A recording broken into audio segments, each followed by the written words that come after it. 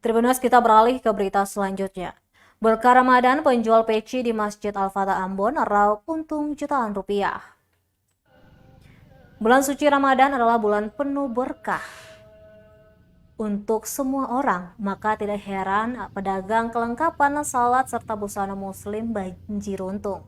Seperti penjual kopiah di depan Masjid Raya Al-Fatah Ambon. Kepada Tribunbon.com, salah seorang penjual kopiah, Fatur, menunturkan keuntungan yang didapat selama 2 hari Ramadan ini mencapai 1,5 juta rupiah. Angka yang cukup besar itu dia dapatkan per hari dari aneka kopiah yang dia jual. Diakuinya banyak merek dan motif yang dijual di tempatnya, dari motif Taliban, kopiah nasional, songkom, maupun kopiah biang biasa. Di tempatnya, kopiah ini dihargai beragam, mulai dari yang murah Rp20.000, Rp30.000, hingga yang paling mahal ada Rp50.000.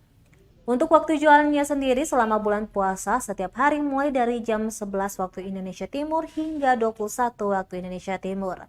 Jadi bagi warga kota Ambon yang ingin membeli kopiah bisa langsung datang di pintu masuk Masjid Al-Fatah Ambon.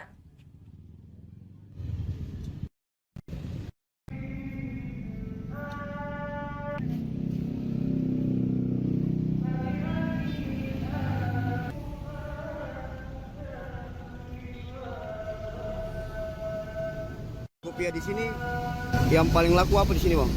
Songko nasional sama songko merchant. Merchant. Untuk nasional itu satu hari bisa laku berapa, Bang? 15. 15 ya.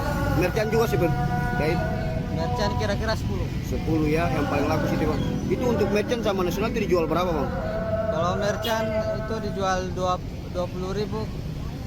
Sedangkan kalau nasional itu harganya 50.000. 50.000 ya.